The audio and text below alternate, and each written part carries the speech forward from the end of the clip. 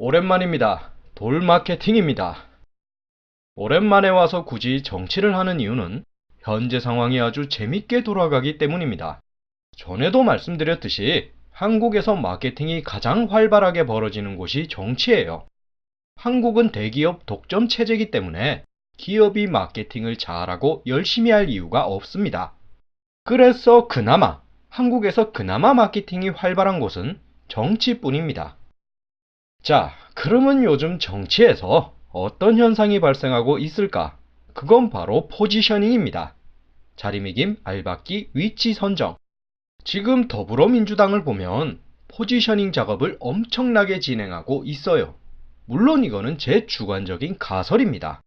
지금 돌아가는 상황을 보니까 얘들이 일부러 계획에 맞춰서 착착 진행하는 것처럼 보여요. 현재 더민당의 가장 큰 이슈가 뭡니까? 대통령 후보 경선이죠. 그런데 이 경선 과정을 보면 문재인을 제외한 다른 후보들이 자폭을 합니다. 자기 지지율이 쭈쭈쭈쭉 올라가잖아요. 그럼 그 지지율 오른 애가 갑자기 돌변을 해요. 갑자기 막 미친 짓을 해가지고 자기 지지율을 꺾어버립니다. 아니, 가만히 있으면 중간이라도 가는데 하던 대로만 해도 지지율은 올라가는데 이상하게 얘들이 말도 안 되는 짓을 해요. 이거 왜 이럴까? 대체 얘들 왜 이러는 걸까? 여기서 저는 제가 가진 규칙을 생각해 봤습니다. 똑똑한 놈이 멍청한 짓을 할 때는 목적이 있는 거다. 알만한 사람이, 알만한 애가 왜 저런 짓을 할까? 라는 의문이 설 때 저는 항상 이 규칙을 떠올립니다. 똑똑한 사람은 멍청한 짓을 안 해요. 설령 멍청한 짓을 한다 해도 주변에서 말립니다. 그런데 지금 더민당의 미친 애들을 보면 주변에서 말리고 제지하는 사람이 아무도 없어요. 더민당에서도 그냥 방관하고 내버려둡니다. 차기 차차기에 도전할 수 있는 인재들이 미친 짓을 하고 다니는데 더민당은 아무런 조치를 안 해요. 마치 짜여진 각본처럼 보입니다. 그러면 이제부터 돌마케팅이 그 이유를 추측해 보겠습니다. 대체 얘들이 왜 이러는지, 무슨 기획을 세웠는지 알아볼 거예요. 먼저 첫 번째 이유는 대세 문재인입니다. 사실상 문재인의 지지율은 꺾을 방법이 없어요.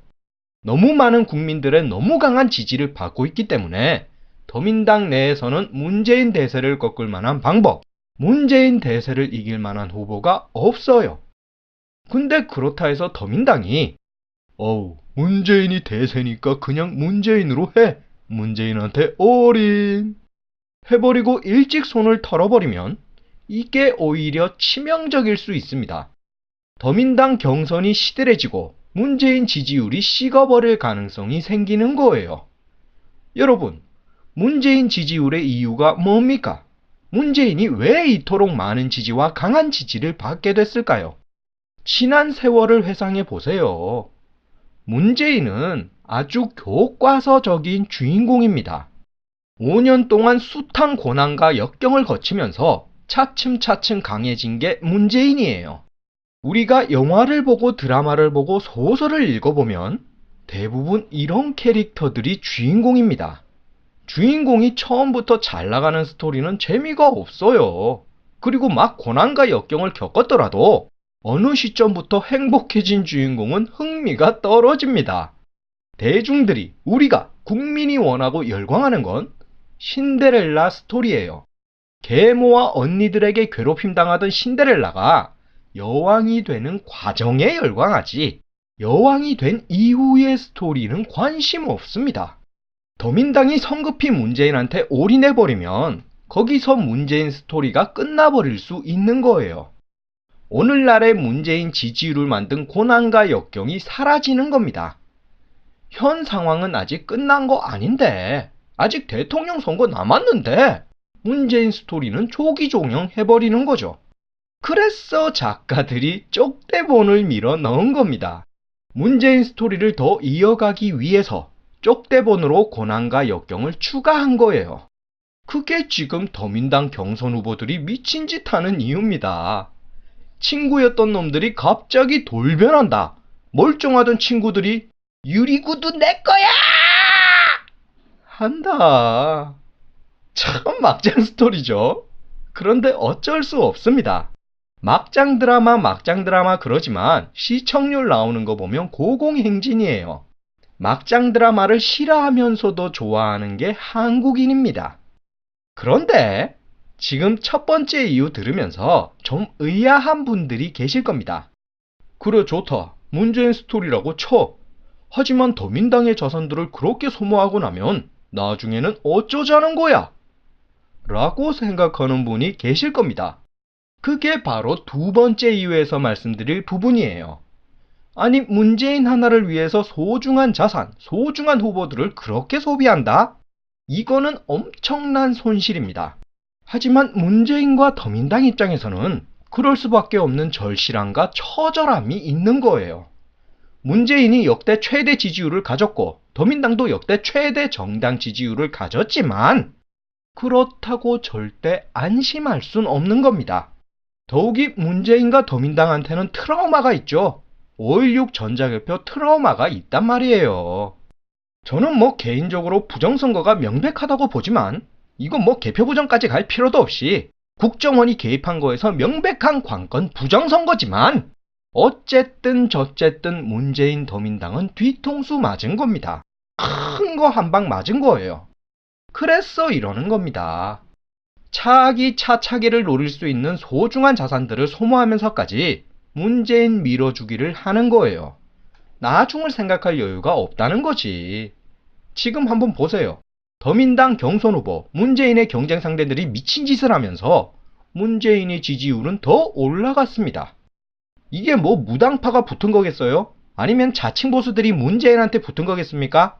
아니에요. 있다 해도 극소수입니다. 문재인의 지지율 상승은 문재인이 아닌 다른 후보에 있던 더민당과 야권 지지율이 그대로 문재인한테 옮겨간 겁니다.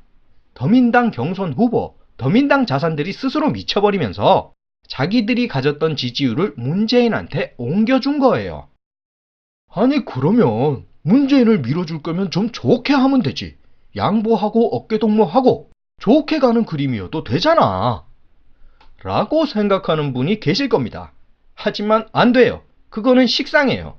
이미 지난 대통령 선거, 시장 선거에서 줄기차게 보여줬던 게 그겁니다. 근데 지금에 와서 그거를 또 하라고? 이거는 식상함을 넘어 반발을 살 수도 있는 거죠. 저것들 봐봐. 또 지들끼리 양보하고 형동생 하잖아. 헤이 새끼들. 지들끼리 차리 돌려먹기 하는 거야. 라고 하는 역효과가 발생할 수도 있는 겁니다. 이게 새로운 게 아니죠. 저번에도 자칭 보수가 네거티브 했었습니다. 나는 로맨스지만 너는 불륜이야. 이런 수준의 저질 네거티브지만 어쨌거나 저쨌거나 그렇게 보일 수도 있는 거예요. 그래서 양보하고 협력하는 그림은 안 돼요. 이거는 식상한 동시에 자칭 보수한테 먹잇감 주는 겁니다. 그렇기 때문에 얘들이 미쳐버린 거죠. 양보하지 않고 내 지지율을 문재인한테 밀어주는 방법, 미치는 겁니다. 그럼 얘들이 그냥 미쳤느냐? 진짜 바지 벗고 똥 싸고 난리를 치느냐? 아니에요. 앞서 언급했던 포지셔닝으로 미쳤습니다. 이게 바로 세 번째 이유, 더민당의 소중한 자산들이 미쳐버린 세 번째 이유, 포지셔닝입니다. 지금 미친 짓 하는 애들을 잘 보세요. 컨셉이 명확합니다. 한 명은 네거티브로 미쳤고요. 다른 한 명은 대연정, 개헌으로 미쳤습니다. 근데 이거 누가 하던 거예요? 원래 이거 누가 해야 되는 겁니까? 자칭 보수. 자칭 보수가 해야 할 일, 자칭 보수가 해야 할 말, 자칭 보수가 맡아야 할 배역을 이 두 명이 가로채 버린 겁니다. 포지셔닝이 뭐라 그랬죠? 자리매김, 알박기, 위치 선정. 대선 과정에서 자칭 보수가 할 수 있는, 자칭 보수가 가야 할 자리에 이미 바둑돌이 놓여 있는 겁니다. 우리가 포지셔닝을 쉽게 이해하려면 바둑을 생각하면 됩니다. 바둑은 어때요? 내가 먼저 돌을 놓으면 상대는 그 위치에는 돌을 못 놓습니다. 그 주변에 놓든가 아니면 아예 다른 위치에서 새로운 진을 짜야 돼요. 하지만 확실한 건 뭐다? 먼저 돌을 놓은 쪽이 유리하다는 겁니다. 포지셔닝은 먼저 알 박는 놈이 유리해요. 지금 보세요. 더민당 경선 후보 2명이 자칭 보수가 할 일을 다 하고 있잖아. 그러니까 지지율이 떨어지지. 애당초 얘들은 그런 포지셔닝을 한 겁니다. 좋은 자리는 문재인한테 주고 지들은 이상한 데 가서 알박기 한 거예요. 그러면 이제 자칭 보수는 뭘 해도 따라쟁이 되는 겁니다. 이 2명 뒤에서 따라가는 거예요. 게다가 지금 스포트라이트가 누구한테 가 있습니까? 이 구역의 미친놈, 이 구역의 주인공, 이 구역의 예비 대선 주자는 누구예요? 더민당입니다. 더민당의 2명이 스포트라이트를 받고 있기 때문에 그 뒤에 서가지고는 얼굴도 안 보여요. 그리고 지금 웃기는 게 뭐냐면 더민당이 국민 경선을 한다니까 자칭 보수들이 이 2명한테 붙었어요. 역선택해가지고 문재인 떨어뜨리겠다면서 자칭 보수 지지자들이 이 2명을 더 띄워주고 있습니다. 가뜩이나 포지셔닝 때문에 스포트라이트가 쏠려 있는데 자칭 보수들이 더 도와주는 거예요. 하지만 그래 봤자예요. 자칭 보수가 역선택해서 될 것 같습니까? 안 돼요. 지금 문재인 지지율은 못 이깁니다. 그놈들이 더 설칠수록 문재인 지지율은 결집하고 포지셔닝만 증폭되는 거예요. 그리고 하나 더, 이거는 좀 골 때리는 현상인데 문재인한테 아주 이상한 현상이 생겼습니다. 여러분, 문재인이 검증 작업 거친 게 몇 년이에요? 5년이에요. 5년 동안 대통령 검증 작업을 받은 겁니다. 이것 때문에 문재인도 정말 고생했지만 국민들도 귀에 딱지가 앉아 버렸어요. 5년 동안 별의별 개소리를 다 듣다 보니까 내성이 생겼습니다. 야, 문재인이 뭐뭐뭐 했대. 무슨 의혹이 있대. 라고 해도 안 먹혀요. 왜? 5년 동안 그 짓거리 했으니까. 양치기 소년이랑 똑같은 겁니다. 늑대가 나타났다, 늑대가 나타났다, 늑대가 나타났다. 3번째부터는 사람들이 안 믿어요. 근데 이 미친놈이 계속하네. 무려 5년 동안이나 늑대가 나타났다, 늑대가 나타났다, 늑대가 나타났다, 늑대가 나타났다, 늑대가 나타났다, 늑대! 이걸 가지고 문빠니, 문재인 지지자들은 맹목적이라느니 요즘 이런 개소리하는 미친놈들이 있는데 국민들이 내성이 생긴 게 문재인 잘못이에요? 아니면 국민들 잘못입니까? 아니죠. 그 새끼들이 하도 개소리를 해제끼니까 이제는 아예 듣지도 않게 돼버린 겁니다. 문재인한테 무적의 방패가 생겨버린 거예요. 네거티브로 뭔 지랄을 해도 이제는 안 듣습니다. 신뢰성이 없어요. 저는 개인적으로 이거 진짜 안 좋게 봅니다. 문재인은 정치인이죠. 그리고 가장 유력한 대선 후보예요. 그런데 이 사람을 검증할 방법이 없는 거야. 뭐 더 이상 무슨 검증이 필요하겠냐마는 그래도 정치인은 계속해서 검증하고 감시를 해야 됩니다. 그런데 문재인은 감시 기능이 약해졌어요. 다시 한번 말씀드리는데 이거 문재인 잘못 아닙니다.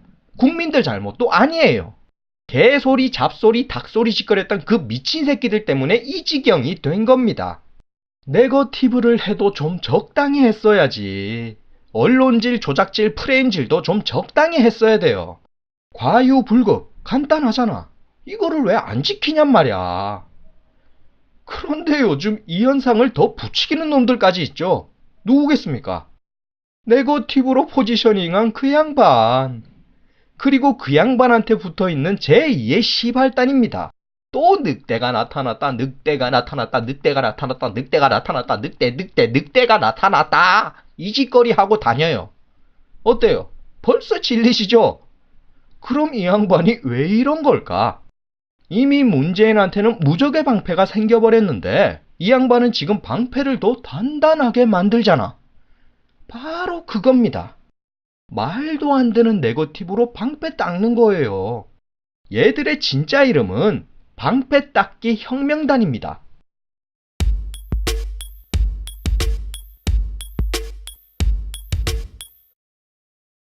자, 그럼 정리를 해봅시다.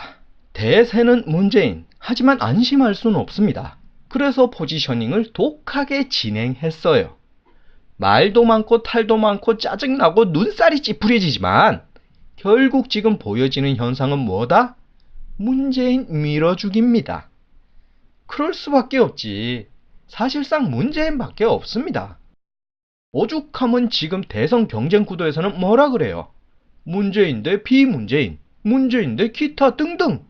문재인이 너무 강하다 보니까 그 문재인을 넘어서려 그러면 개나 소나 다 합쳐야 되는 거죠.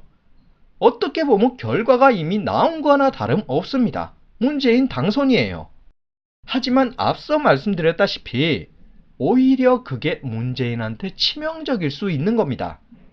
문재인 스토리가 끝나고 지지율과 투표율이 낮아질 가능성이 생기는 거예요. 그래서 지금 같은 막장 드라마가 나온 겁니다. 그러면 이제 끝으로 제가 이거를 꼭 말씀드리고 싶어요. 지금 문재인 지지하는, 더민당 지지하는, 야권을 지지하는 지지자분들 아주 그냥 쩔리시죠? 가만 보니까 이게 자칭 보수가 경선 역선택을 해서 막 이렇게 저렇게 될 것 같아서 걱정되실 겁니다. 그런데 제가 볼 때는 그럴 일 없어요. 더민당이 완전 국민 경선대회를 채택했을 때는 다 믿는 구석이 있어서 그런 겁니다. 상식적으로 생각해 보세요. 역선택 나타날 거 뻔히 보이는데 그거 아무 생각 없이 국민 경선했다? 이게 말이에요, 방구예요? 방구지. 더민당은 분명히 계산했습니다. 더민당 지지자 몇 명, 문재인 몇 명, 역선택하는 놈 몇 명. 이렇게 딱 계산했어요. 그래서 자신감 있게 국민 경선한 겁니다. 이거는 마치 마술쇼 같은 거죠. 마술사가 손발이 묶인 상태로 상자 속에 들어있는데 30초 지나면 칼날이 팍 하고 꽂힙니다. 그럼 관객들은 조마조마하면서 기다려요. 왜? 마술사가 진짜 죽을 것 같거든. 아니 손발이 묶여가지고 상자에 갇혀있는데 좀만 있으면 칼날이 들어가. 이거 쫄려요? 안 쫄려요? 쫄리지. 아주 그냥 엄찔엄찔합니다. 하지만 이건 역시 상식적으로 생각해보면 어때요? 마술사가 진짜 목숨 걸고 그 짓거리 하겠습니까? 물론 위험부담은 있겠지. 세상 일 모르는 거니까. 하지만 마술사는 그거를 분명 수백 번 넘게 연습했을 거예요. 연습하고 연습하고 또 연습하고 계산하고 계산하고 또 계산해서 99.9% 탈출한다는 확신이 있을 겁니다. 그래서 마술을 트릭이라고 부르는 거예요. 마술사가 진짜 초능력자겠어요? 아니잖아. 계산하고 연습된 트릭이에요. 하지만 관객들은 그 생각을 미처 못하니까 30초 동안 엄찔엄찔하면서 기다리는 거죠. 그러다가 결국 칼날이 팍! 하고 꽂혀. 그럼 관객들이 수근수근거립니다. 야, 진짜 사고 난 거 아니야? 탈출하는 거 못 봤는데? 바로 그때 생뚱맞은 곳에서 마술사가 뱀! 하고 나타납니다. 그럼 관객들은 어때요? 우와! 하면서 기립박수 치는 거지. 더민당의 국민경선은 이거랑 똑같습니다. 마술쇼예요. 한 나라의 정당이, 게다가 거대 정당이 계산 없이 그 짓거리를 하진 않습니다. 이건 뭐 당연한 거 아닙니까? 지지율 40% 문재인이 경선에서 탈락하고 그 대신 지지율 반도 안 되는 놈이 대선 후보가 된다? 말이 되는 소리를 해야지. 차라리 제가 대선 나갑니다. 그리고 얘들 지금 지지율 10% 20% 그러는데 이거 가짜예요. 얘들의 허접한 지지율은 실제 지지율이 아닙니다. 문재인 맞겠다는 역선택 지지율이 섞여 있어요. 그러면 이 역선택 지지율이 대선까지 이어지겠습니까? 아니죠. 실제 대선에서는 무조건 빠집니다. 얘들이 가진 실제 지지율은 형편없다는 거예요. 그런 거에 밀려가지고 문재인이 경선 탈락한다? 에이, 걱정하덜덜 말어. 그럴 일 없습니다.